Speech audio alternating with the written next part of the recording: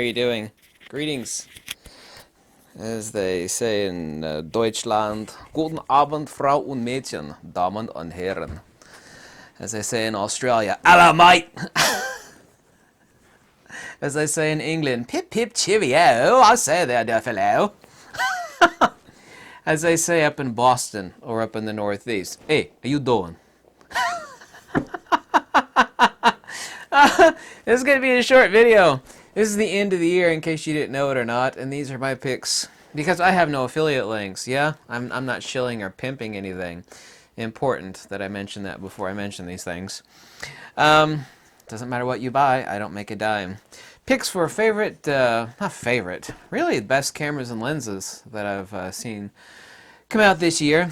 I used to be the day years ago when I would bring out piles of cameras and lenses all the time, and that got old. Considering the fact that I've done full reviews on all of these cameras except for one, which I don't have in my hands yet to do a full review. I've posted many videos on the lenses and cameras that I'm about to talk about. Best camera of the year, and I know you're going to get upset when I say this because, well, actually, I don't want to mention that camera first. I mean, mine isn't in yet, but the best overall camera for the year 2019 is undeniably the Fujifilm X-T30. I have an X-T30. It's compact. It's pocket dynamite. It has a joystick. It's the one thing I complained to Fujifilm about on the X-T20. But I mean, there has to be a differentiation between the X-T20 and the X-T2 and the X-T30 and the X-T3. And there still is that, of course, like vertical grip and a few other things. But what a feature-rich, inexpensive camera. Best value camera for 2019 is undeniably the Fujifilm X-T30. My pick for obviously professional camera of the year is just undeniably, and I'm still waiting on mine, although I've had use of the camera for over 2 months, is the GFX 100, the world's first crossover medium format camera, world's first IBIS medium format camera, the world's first sports action capable medium format camera. Not super hardcore sports action, but still sports action capable camera. At $10,000 is actually extremely cheap in the realm of medium format. It just is. Well, I only had use of it for a week. Mine is coming, supposed to be at the end of this week. Yeah, I know I sound like a Fujifilm fanboy. Oh, all you do is love Fujifilm stuff. I actually like quality. And Nikon hasn't actually brought out anything this year. I mean, next year they're going to come out with a D6, sometimes before the Olympics. I mean, it could be the best thing since sliced bread. But that ain't here yet. Girlfriend, it ain't 2020 yet, is the X Pro 3. Everybody complaining about the LCD screen being on the inside is lip flapping nonsense by people that have no idea what the camera is. Form follows function. I actually love the X Pro 3. I can't wait till I get mine at the end of this week. Yes, I actually did buy the Fujifilm X Pro 3. But undeniably the #1 camera of the year for 2019. Just a pocket full of dynamite for a tiny little package for a cheap price is the X-T30. I should have brought mine out, so sorry about that, but I've made many videos about it, and yes, I have an X-T30. One lens, and I have it on order. And I had use of it for well over a month. I can easily say of 6,000 videos, it's one of only 2 lenses, zoom lenses, that I can call perfect. To talk about a perfect zoom lens, and of course there's no such thing as a perfect lens. When I say the 16-80, the new Fujifilm 16-80 lens is perfect, what I mean is in the spectrum of what it is relative to all its competition. And the X-T30, excuse me, the 16-80 is going to be the lens that's going to be glued onto my X-T3, or probably it's going to be glued onto my X-T30 most of the time. This is in no particular order, so I'm going to go over actually several lenses as lenses of the year for 2019, but the 16-80 was a real shocker. The bokeh is incredible on it. Autofocus is amazing. The jittery issue for video use on the lens has been fixed in a firmware update that actually came out last month. So that's been fixed. I knew that would be fixed with a firmware update.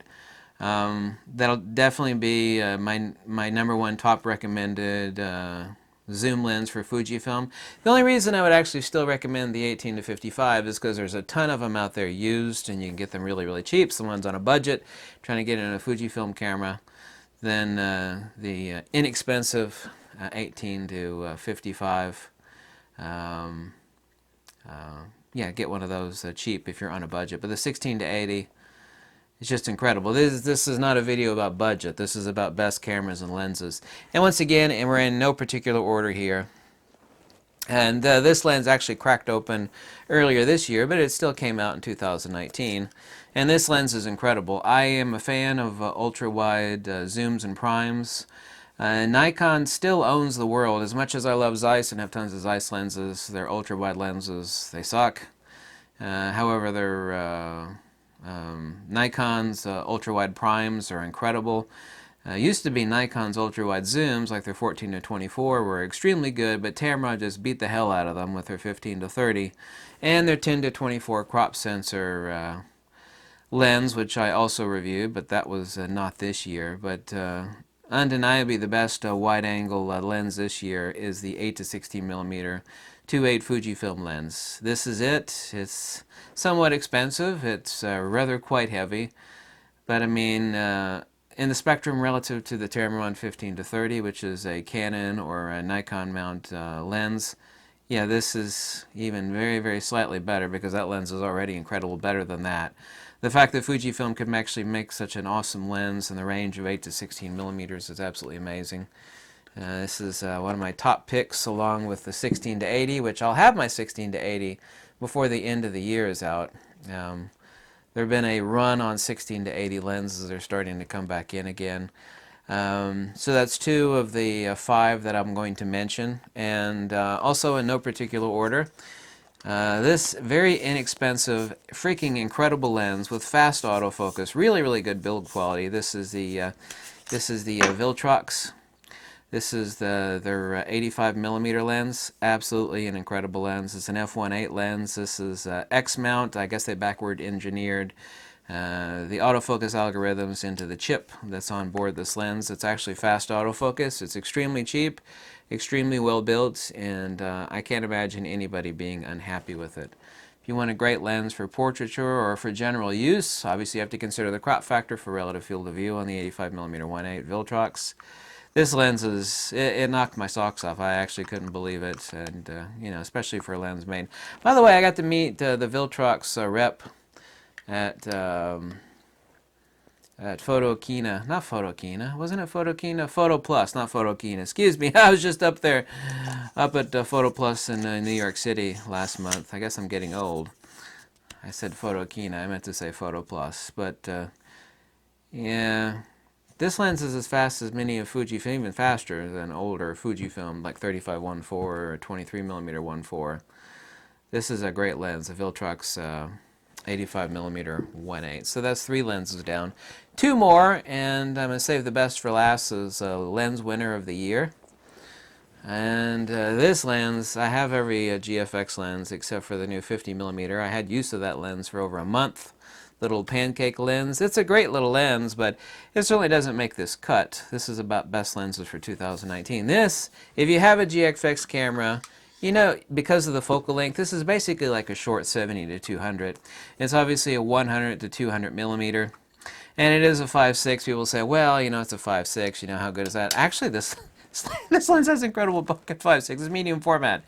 This is basically equivalent to an f4 bokeh-wise. It's very, very lightweight, extremely fast autofocus, incredible OIS for hand-holding at slower shutter speeds, which is really important due to shutter shake on medium format. If you have, say, for example, a GFX 50S or 50R. It comes with a tripod collar, but I actually removed mine / monopod collar because it doesn't need it. This lens is actually really, really lightweight. This lens is unbelievable. It's incredible. It's incredibly cheap. Super fast autofocus, incredible OIS, amazing output, an awesome frigging lens. I think every GFX owner should actually have, whoops, let's drop the lens hood there. Every GFX owner should actually own the 100 to 200 millimeter. I said I have all the GFX lenses, and this ranks in my top 3 lenses. Right, my number one lens is the 45mm 2.8, and secondly, for general purpose use, the 32-64. And then this one, the 100-200. But it depends on what your specialty is, what you want to do. Portraiture obviously be the 110mm lens, and that lens, of course, is incredible. This lens really is one of those must-haves. People say, well, the 32-64 is the lens that kind of does it all for GFX. Well, this is the complement to the 32-64. Everybody really should own the 100-200 if they have a GFX camera, and I do mean that seriously. And last but not least, my pick for the best epic lens of the year, it is undeniably this frigging baby. This is the new Tamron 35mm 1.4. It's unbelievable. It's literally a perfect 35mm 1.4. I have the Zeiss 35 1.4, and my favorite lens of all time, the Zeiss 35mm f2 Distagon, which is absolutely incredible. I've owned all the Nikkor 35mm, all the 1.4s, both the DX and FX. What other varieties? I mean, oh my God, how many 35mm lenses do I currently own of different varieties? At least 20 or 30. I had a lot of 35mm. And the 35mm, this of course is a full frame lens. It's available for Canon, and it's available for Nikon mount, and also to Sony, I believe now. Not that I do Sony reviews or anything. This lens is absolutely crotch melting incredible. It's a 100 out of 100 perfection. Sharp as piss, incredible bokeh, crotch melting, unbelievable, shut the hell up. This lens is frigging amazing. This is the sort of lens you would glue onto your camera and be happy. Not literally, okay? Not literally.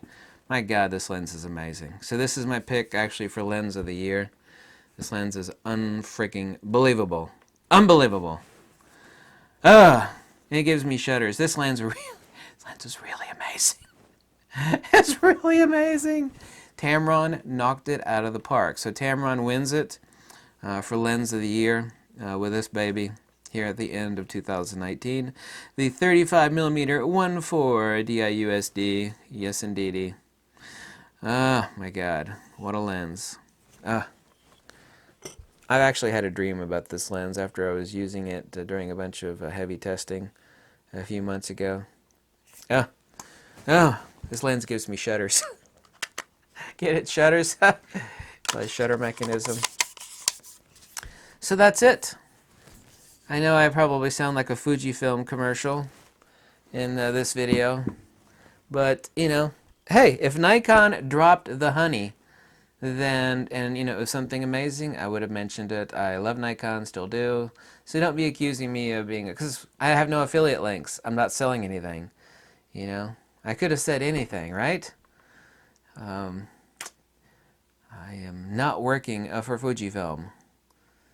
My God, the 100-200. Oh my God, wherever I go now, and basically my GFX 50R has become my go-to camera. I'm going to bring.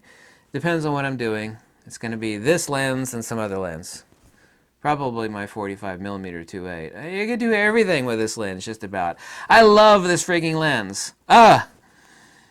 It doesn't seem impressive when you look at it. It's a 100-200 and it's a 5.6. That doesn't excite me. This lens is really exciting. Really, really exciting. And by the way, if you're a Fujifilm shooter with an X mount, oh my God, please consider the Viltrox. It's so freaking cheap. It's so well made. The bokeh is incredible. It is very sharp. It's well made. It is very heavy. But it has fast autofocus. There's nothing to complain about on the Viltrox 85mm 1.8. There's just not. Awesome. Like I said, the only lens that I'm missing here is the 16-80. And my X Pro 3 is supposed to be in by the end of this week, and I'll start doing a full review on it. And yeah, the XT30 is definitely camera of the year. Well, it's a small camera with one card slot. Don't care. That camera's incredible. The XT30 is pocket dynamite. It's just an amazing freaking camera.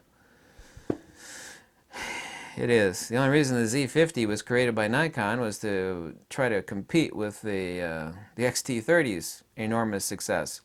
There is not a chance in hell, if you have all the money in the world, that anybody would be unhappy if they got an XT30 underneath the Christmas tree. Just not a chance in hell. Well, that's a small camera. What about something more professional? XT30 is awesome. It's the exact same sensor and image processing engine as the XT3. Yeah, you just don't have a vertical grip and a couple other frou-frou, lacy-doily features on it. I mean, like the XT, because that's what you're paying for on the XT3. The XT30 is amazing. I love this lens. It smells like glass. Oh my god.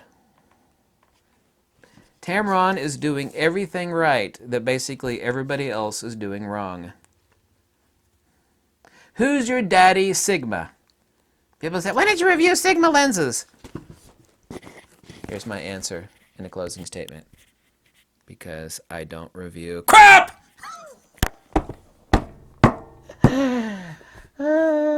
Thank you.